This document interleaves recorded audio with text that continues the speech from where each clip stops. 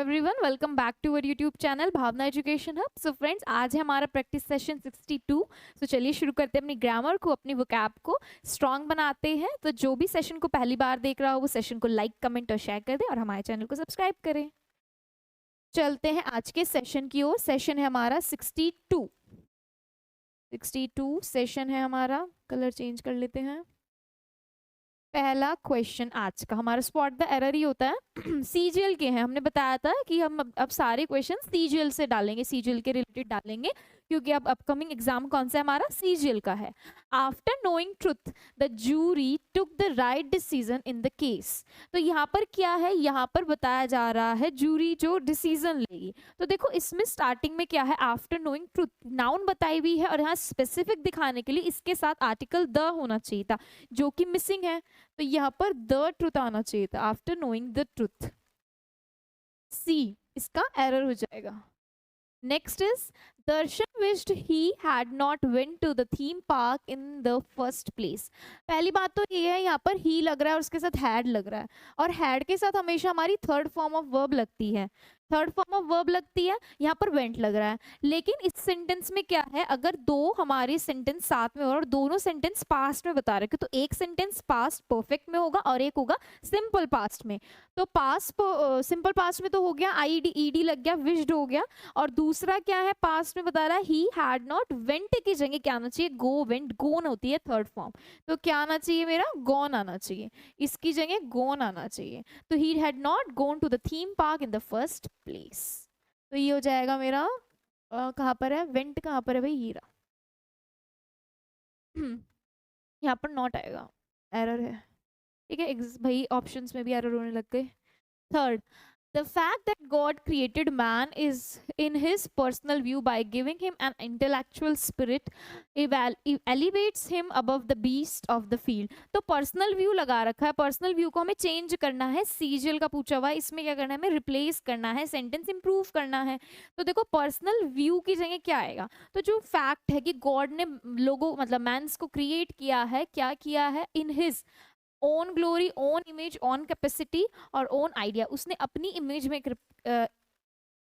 में क्रिएट किया है लोगों को। यहाँ पे आएगा इन हिज ओन इमेज।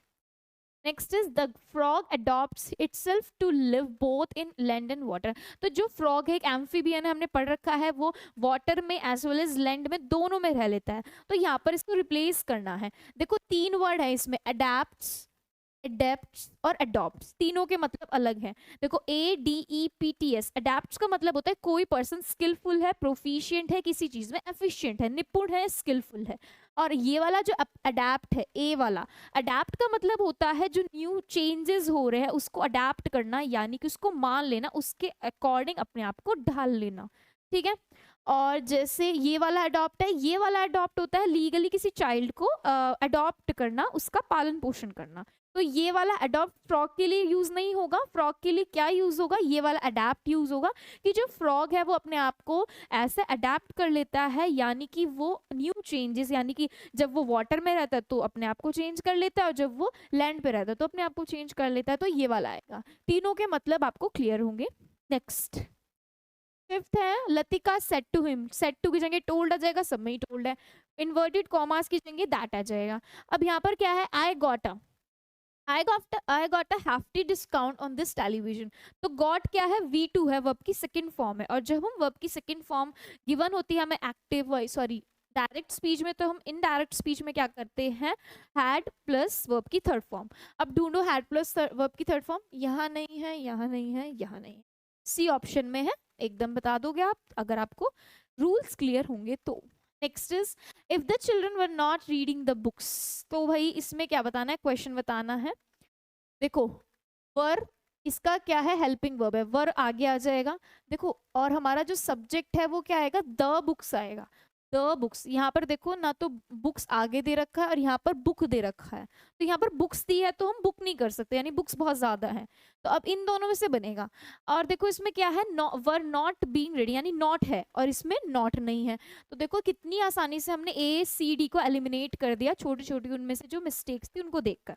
तो बी हो जाएगा इसका correct option, were the books not being red by the children. 7th question की ओर चलते हैं। सीजीएल में पूछा है, पैराजंबल है। 23 22 पे पहुंच गए हुई, 22 के पैरा पे। देखो अब इसमें क्या बताना है, ए बी, ए से स्टार्टिंग है, ए से स्टार्टिंग है, बी और डी से स्टार्टिंग है, ठीक है। तो ए से स्टार्टिंग करते हैं। एक panther is reported to have broken into a house yesterday in search of food and shelter. तो एक पैंथर जो है एक घर में घुस गया भाई फूड और शेल्टर की तलाश में, ठीक है। फिर उसके बाद बी जा रहा है, सी जा रहा है, हम सी पे चलते हैं। It secretly slouch into a room, वो एकदम से सीक्रेटली एक रूम में घुस गया। When where a young man, जहाँ पर एक यंग आदमी सो रहा था, उसका नाम क्या था, जॉनी था भाई। Johnny was sleeping, who suddenly woke up, उसने एकदम से एकदम जग गया। एंड रियलाइज्ड, क्या रियलाइज किया उसमें, कि वो उसके आसपास रोमिंग कर रहा है, घूम रहा है, ठीक है। तो ये इसके बाद बिल्कुल सही जा रहा है। इसको कंटिन्यू करते हुए डी पढ़ते हैं। Just as the panther was about to leap on him, और जैसे ही पैंथर उसको ऊपर कूदने वाला था, he swiftly shot out of bed, और एकदम से वो बेड से उतर गया और अपनी क्लोजेट में हिड, मतलब चला गया उसके पास, ठीक है। तो डी जा रहा है इसके बाद कि एकदम फॉलो कर रहा है। इसके बाद देखो बी है, the villagers heard his cries, और फिर उसके बाद एकदम रोने की आवाज सुनी क्योंकि भाई पैंथर घुस चुका था। And ran to the house, तो सारे विलेजर्स हाउस के पास आए, but the scared animal had run away through the window by then, और उसके बाद जो स्कैर्ड एनिमल था वो चला गया, भाग गया। तो A C D B is the correct option. 8th चलते हैं अपना। देखो 8th में कहाँ से स्टार्टिंग है, R Q S P, R Q S P से स्टार्टिंग है। तो आर क्यू एस पी से स्टार्टिंग तो है, फिर देखते हैं कहाँ से स्टार्ट करके चलते हैं। तो एक बार रीड करते हैं। Tokyo, in Tokyo they built an expressway linking the international airport and Haneda to the center and widened some of its the city major arteries, ठीक है। टोक्यो में एक्सप्रेसवे बना जो कि इंटरनेशनल एयरपोर्ट को लिंक कर रहा था सेंटर से, ठीक है। क्यों पढ़ते हैं, these infrastructure improvements help to bring about the Japanese economic miracle over the next couple of decades. तो डेकेड क्या होता है, पीरियड ऑफ 10 ईयर्स होता है। ये बोल रहा है कि ये जो इंफ्रास्ट्रक्चर इंप्रूवमेंट होते हैं, इंफ्रास्ट्रक्चर क्या होता है, ये लैंड बिल्डिंग जो इंप्रूव हो रही है भाई, कहीं पे पुल बना दिया, कहीं पे कुछ कर दिया, तो ये जो इंप्रूवमेंट्स हो रहे हैं ये क्या कर रहा है, जापानीज इकोनॉमिक को मिरेकल की ओर लेके चल रहा है और इसको इंप्रूव करते जा रहा है। तो यानी हमें पता चल गया पी के बाद क्यू आएगा ही आएगा, क्योंकि इसमें यहाँ पर यूज किया गया है दीज इंफ्रास्ट्रक्चर इंप्रूवमेंट, और इंप्रूवमेंट किसमें हुआ है, पी सेंटेंस में हुआ। तो पी के बाद क्यू जहां नहीं है वो कट कर दो, ये क्यू है भाई, पी के बाद क्यू यहाँ नहीं है, पी के बाद क्यू यहाँ नहीं है। अब दो ऑप्शन बचते हैं, या तो पी क्यू आर एस पे चलो या फिर मेरा आर एस पी क्यू पे चलो। अब देखो पहले ये वाला रीड कर लेते हैं, वरना ये तो आंसर है ही। टोक्यो की बात चल रही है 2020 में, 2020 was suppose to be a great economic stimulus. तो टोक्यो का 2020 एक ग्रेट इकोनॉमिक स्टिमुलस की तरह माना गया, सपोज किया गया। रेप्लिकेटिंग द अचीवमेंट्स, जो इसने जो अचीव किया था टोक्यो ने 1964 में, वो उसके बाद एस चलते हैं। It was thanks to hosting that Olympics that Japan invested in infrastructure such as the famous Shinkansen bullet train. तो इन्होंने जो ये ओलंपिक होस्ट किए उसके बाद इन्होंने क्या किया, इंफ्रास्ट्रक्चर पे जैसे ये इन्होंने बुलेट ट्रेन बनाई, इस पे क्या किया, इन्होंने इन्वेस्ट किया। तो पी आर के बाद एस हो गया। देन उसके बाद इन टोक्यो, तो ये बिल्कुल सही जा रहा है, आर एस के बाद पी आएगा। फिर टोक्यो की बात लेके बोला है कि टोक्यो में इन्होंने एक मतलब एक्सप्रेस भी बनाया है, एक्सप्रेस वे बनाया है जो कि लिंक कर रहा है, और उसके बारे में बताते हुए बोला है कि ये इंफ्रास्ट्रक्चर क्या कर रहा है, इम्प्रूव कर रहा है। तो R S P Q is the correct answer. Next, stories of dolphin saving human lives dash through out the history. तो आपने स्टोरीज तो सुनी होगी, जो डॉल्फिन है ह्यूमन लाइफ बचाती है। तो क्या है, ये एक चीज है जो पास से चली आ रही है, और इसका रेलेवेंस किससे है, प्रेजेंट से होगा और आगे जाने में भी होगा। तो इसको हम किससे बताते हैं, इसको हम बताते हैं have plus been plus verb की थर्ड फॉर्म से, यानी हैज हैव बीन और वर्ब की थर्ड फॉर्म से। तो यहाँ पर आएगा हैव बीन टोल्ड, ये बोली जाएगी, बताई जाएगी जब तक हिस्ट्री रहेगी। Next is dash are words which have the same meaning, same spelling and pronunciation but not the same meaning। यानी कि ऐसे वर्ड जिनकी स्पेलिंग सेम होती है, जिनके प्रोनाउंसिएशन सेम होते हैं बट मीनिंग सेम नहीं होता है। तो भाई देखो उनको क्या बोलते हैं, उनको बोलते हैं होमोनिम्स, ठीक है। देखो एक्रोनिम क्या होते हैं, किसी भी सेंटेंस के इनिशियल लेटर को लेकर जो वर्ड बनाया जाता है। देन सिनोनिम आपको पता है सेम मीनिंग, अपोजिट मीनिंग आपको पता है एंटोनिम होता है, तो होमोनिम याद रखिएगा। Next, a place where coins medals and tokens are made, एक ऐसी जगह है जहाँ पर सिक्के ये सब बनाए जाते हैं, सिक्के मेडल टोकन हो गए। तो आपको पता है मिंट में बनाया जाता है, कहाँ बनाया जाता है, मेरा मिंट में बनाया जाता है। Next is a person who abundance religion, आपने ये भी पढ़ा है, हमने वोकैबुलरी 2.0 में कराया है। एक ऐसा पर्सन जो रिलीजन को अबंडन करता है, त्याग देता है, छोड़ देता है, वो होता है मेरा अपोस्टेट। देखो ईगोइस्ट पता है आपको, ईगोइस्ट होता है जो, अब ईगो होता है जिसमें ईगो भरा होता है। अथीस्ट जो भगवान को नहीं मानता। प्रीस्ट, प्रीस्ट का मतलब होता है एक ऐसा इंसान जो कि रिलीजियस सेरेमनीज ऑर्गेनाइज करता है, तो वो हो गया। Next is to kick the bucket, तो बकेट को किक करना है यानी कि मर जाना है, तो बकेट को किक करोगे तो मर जाओगे, to die. To kick the bucket is to die, ठीक है, याद रखिएगा। Next to bell the cat, cat की घंटी बजानी है, तो ये कैसा रिस्की काम है, डेंजरस काम है, तो टू फेस रिस्क, यानी कि to bell the cat is to face the risk. Next is 15th जो कि है हमारा सिनोनिम हॉस्टाइल, हॉस्टाइल बताना है। हॉस्टाइल होती है एक दुश्मनी की फीलिंग होती है, ओपोनेंट की फीलिंग होती है, अनफ्रेंडली फीलिंग होती है। प्लीजेंट कैसे होता है, जो नाइस होता है, इंजॉयबल होता है, अच्छा होता है। हॉस्पिटेबल होता है जिसको हम मेहमान नवाजी कहते हैं, जिसको हम अच्छे से दोस्त की तरह ट्रीट करते हैं, ठीक है। नेक्स्ट है मेरा एम्फेथेटिक, एम्फेथेटिक होता है किसी की दुख तकलीफ को समझना। और अनफ्रेंडली क्या हो गया हमारा, हॉस्टाइल। नेक्स्ट है मेरा 16th इंसीडियस, इंसीडियस होता है मेरा हार्मफुल, जो चीज डेंजरस हो, खतरनाक हो। देखो 3 मीनिंग है, अगर इसका नहीं भी मीनिंग पता है आप लगा दोगे, आई एम श्योर। देखो प्रोटेक्टेड, कोई चीज प्रोटेक्ट करके रख रहे हैं, सेफ वही होगी प्रोटेक्टेड, सिक्योर कोई चीज सेफ है, प्रोटेक्टेड है, सेफ है, तो तीनों कट हो गए, देखो तीनों ही कट हो गए, बचा क्या मेरा हार्मफुल। तो इंसीडियस नहीं भी पता तो अब पता चल गया होगा आपको harmful. 17th he was compelled by everyone to join the group, देखो उसको सबने फोर्स किया, तो मेरा जो कंपेल्ड है उसका मतलब होता है किसी को फोर्स करना, किसी की तरह जबरदस्ती करना। टेमर का मतलब होता है अपने आप ही अनविलिंगनेस है किसी चीज को करने की, तो ये हो गया इसका अपोजिट।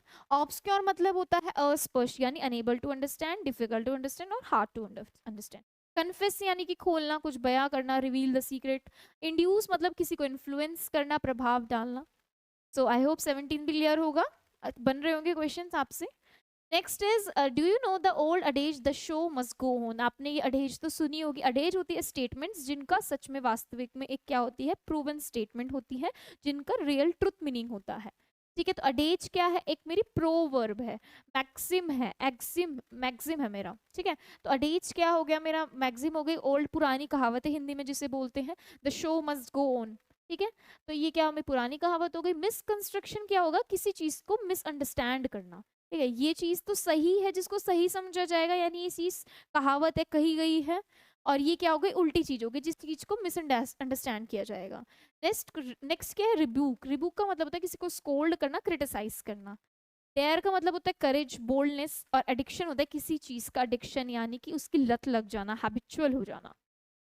19th वर्ड क्या है हमारा, इनमें से हमें क्या ढूंढना है, हमें गलत वर्ड ढूंढना है, किसमें स्पेलिंग में गलती है। तो देखो इस बार अंडरलाइन भी नहीं करा हुआ है, ठीक है।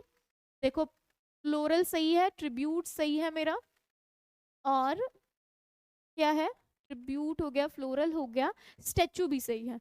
होस्टिंग गलत है, होस्टिंग की स्पेलिंग होती है HOISTING, तो ये सही ऑप्शन लग जाएगा मेरा, डी ऑप्शन। नेक्स्ट चलते हैं 20 की ओर। इसमें भी क्या है, हमें 4 इसमें अंडरलाइन कर रखे, तो आपको काफी बार ऐसे क्वेश्चंस देखने को मिलेंगे जिसमें अंडरलाइन नहीं होता है, और कुछ में ऐसे चाहेगा कि आप खुद से मेहनत करें और ढूंढें, तो एक आधा मिनट या 30-40 सेकंड तो लग ही जाते हैं। स्पॉन्टेनिटी, ब्रेनस्टॉर्म बिल्कुल सही है, एक्सटेम्पोर सही है, इंस्टेंटेनियसली सही है। देखो आपको पिछली 4 स्पेलिंग और ये वाली 4 स्पेलिंग यानी 8 स्पेलिंग याद करनी है, एक सेशन में हम आपको 8 स्पेलिंग देते हैं, तो याद करनी ही करनी है, ठीक है। तो देखो इसमें ये तीनों सही है, यानी कि गलती किसमें है, इसमें है। अब गलती क्या है, SPONTANEITY,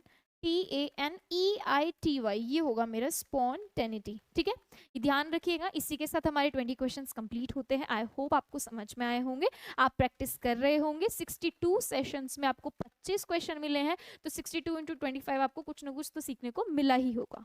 चलते हैं अपने क्लोज टेस्ट की ओर। I went on dash trying to find out how to, but I wrote 2 or 3 novels without feeling, यहाँ तक रखते हैं। I went on dash मतलब मैं ट्राई करता रहा कि find out how to मतलब कैसे कोई चीज़, but I wrote मतलब मैंने फिर भी 2 और 3 नॉवल तो अपनी फीलिंग के बिना लिख ही डाले। तो I went on dash, I went steadily, playfully, ambiguously और plop, प्लॉजिबली। तो स्टेडीली यानी कॉन्स्टेंटली कोई भी चीज करते रहना, कंसिस्टेंट रहना किसी भी चीज में। तो भाई मैंने क्या किया, स्टेडीली मैं उस चीज पर बनी रही और मैंने ट्राई किया और मैंने 2 से 3 नोवेल बिना फीलिंग के लिख ही डाले। देन इसके बाद चलते हैं, that I had made dash progress.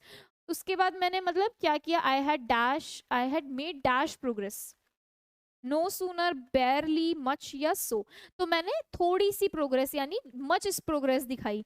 और मच प्रोग्रेस क्या है, एक एडजेक्टिव है, मच मतलब एडजेक्टिव है, मच क्या बताता है, लार्ज डिग्री बताता है किसी चीज की, यानी मैंने काफी लार्ज प्रोग्रेस करी।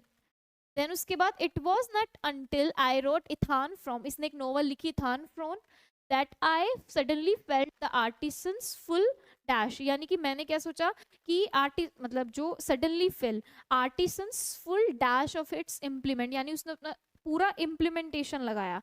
अब उसमें इसने full dash, full decent, stability, rigidity या कंट्रोल, कंट्रोल यानी किसी भी चीज पे पूरा नियंत्रण पा लेना, उस चीज पे पूरा कब्जा टाइप कर लेना।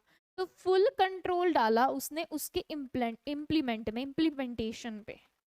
देन उसके बाद व्हेन इथान फ्रॉम, उसके बाद जो ये नोवेल है फर्स्ट अपीयर्ड, जब ये पहले देखी गई, आई वाज डैश क्रिटिसाइज, मतलब मुझे क्रिटिसाइज किया गया। कैसा क्रिटिसाइज, सिलेक्टिवली, सीवियरली, इंटेलिजिबली या लेजिबली। तो मेरे को सीवियरली यानी हार्शली, मतलब स्कोल्ड टाइप किया गया, क्रिटिसाइज किया गया लोगों द्वारा, रिव्यूअर्स द्वारा, by the reviewers, for what was considered the clumsy structure of the tale, यानी उस टेल का जो स्ट्रक्चर था कैसा था, क्या था, ऑकवर्ड था, क्लमजी था। ठीक है, clumsy means awkward. I had pondered long on this structure, और मैंने उस पर काफी स्ट्रक्चर पे बहुत काम किया था।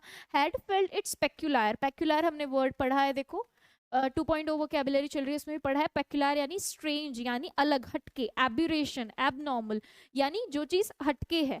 तो पेक्युलर डिफिकल्टीज फेस करी एंड पॉसिबल ऑकवर्डनेस देखी मैंने। But could think of no dash, यानी कि बट मैं ज्यादा नहीं सोच पाया, but could think of no dash, of no dash which would serve as well in the given case, यानी मैंने सब कुछ सोचा, ये सब कुछ फेस किया, बट मैंने क्या नहीं सोचा, नो एडजुडिक्शन, एल्डरेशन, एडल्ट्रेशन आपने पढ़ा है क्या होता है, मिलावट करना, इम्प्योर बनाना, पॉल्यूट करना। ऑल्टरनेट या ऑल्टरनेटिव, मैंने क्या नहीं देख पाया, मैं कोई ऑल्टरनेटिव नहीं देख पाया। ऑल्टरनेटिव मतलब होता है दूसरा कोई, इसकी जगह पे दूसरा, सब्सटीट्यूट। तो no alternative which would serve as well, यानी जो इसकी जगह अच्छा सर्व कर पाए इन दिस गिवन केस। इसके बाद क्या था हमारा, इसको पूरा रीड कर लेते हैं। एंड दो I am far from thinking, मतलब मैंने इतना सोचा, जो इथान फ्रॉम था इज माई बेस्ट नोवेल, और वो मेरा बेस्ट नोवेल था।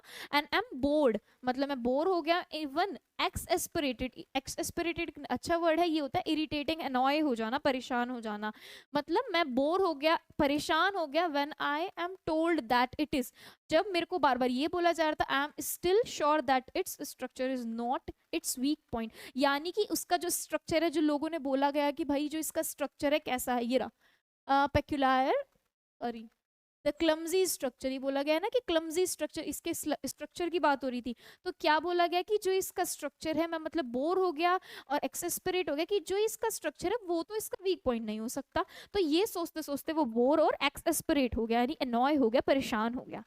तो ये था पूरा का पूरा एक नोवेल पे पैसेज था, क्लोज टेस्ट था, हमने 5 क्वेश्चन बना लिए हैं। आई होप आपके 10 आए होंगे, आपको समझ में आया होगा। सो इसी के साथ हमारा आज का सेशन खत्म होता है, मिलते हैं आपसे नेक्स्ट सेशन में। बट उससे पहले जो इसकी पीडीएफ होती है वो आपको हमारे टेलीग्राम चैनल पे मिल जाएगी और लिंक आपको डिस्क्रिप्शन में मिल जाएगा। सो थैंक यू एवरीवन, मिलते हैं आपसे नेक्स्ट सेशन।